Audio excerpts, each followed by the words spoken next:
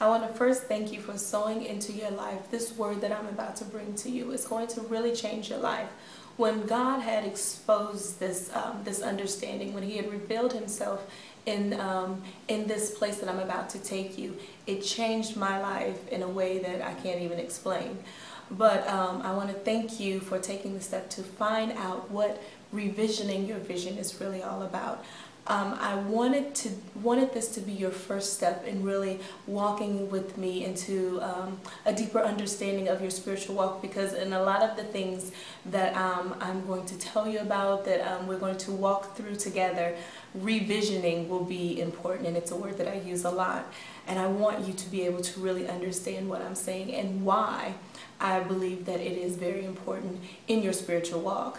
Revisioning is basically you removing yourself from the situation and seeing things in the way that God sees them. You're basically revisioning the vision that you have and have experienced in life from the vision that you have interpreted into the vision that God has actually been trying to get you to see.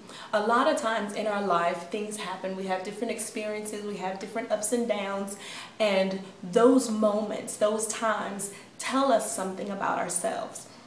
And if we don't have the understanding of God, then we will take the wrong interpretation and it will plant seeds of fear, doubt, confusion, and contradiction in our lives that we carry with us. And what happens is it sows a seed that allows the enemy or the enmity within us to really take us to a place that allows trickery and confusion and all of these other things to continue to happen in our lives.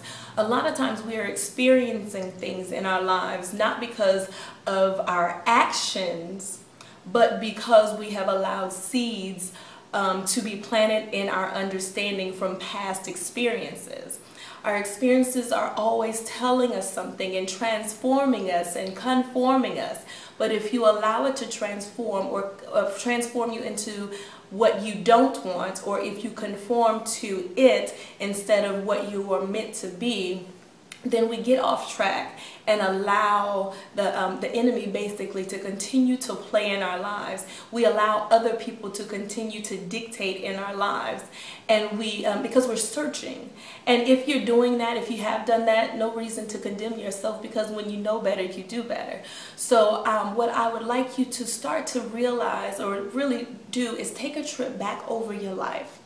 And start to pay attention to how your experiences said something to you, and in reaction you created walls where you're not going to let someone hurt you anymore, or you created ideals that if this person is that way, then I'm not going to deal with them anymore, or if this looks like this, or if it gets too hard, then I'm not going to do it anymore.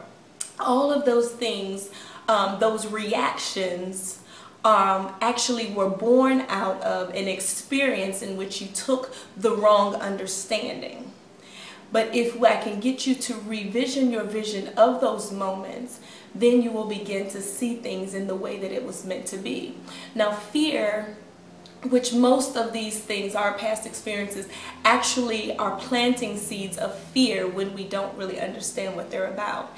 And fear is the false evidence accepted as reality. And when the false evidence is the actual experience, or should I say, what you take away from that experience. So if you lose something, sometimes that will tell you that maybe you've done something, or maybe you allowed someone to do something, or you allowed someone to stay too long, or whatever. And so that's the false evidence, because the evidence is what you're feeling. It's the tangible, and that's why it's evidence. It's what you see. It's the evidence that's speaking to you. It's the same thing as a crime scene. There's evidence that's telling you how this thing played itself out. But why it's called false evidence is because it's not real. It's not true. It's telling you the wrong story. And what is often occurring is not that you have been victimized, but that you are actually a victor, that you survived what was meant to kill you. And so we're believing that we've been victimized when the truth is we've learned that we're stronger than another person's thought, will, or power over us. And when we understand how those false evidence experiences that we accepted as a reality are actually that false evidence, then we can begin to tear them down in our minds and in our spirits, and we will open the way to the landscape of the truth of who we are. And so when we are revisioning the vision that was created by that fear, by those experiences, when we allow that to happen, then we can change what is in our heart. And the word tells us that as a man thinketh in his heart, so is he.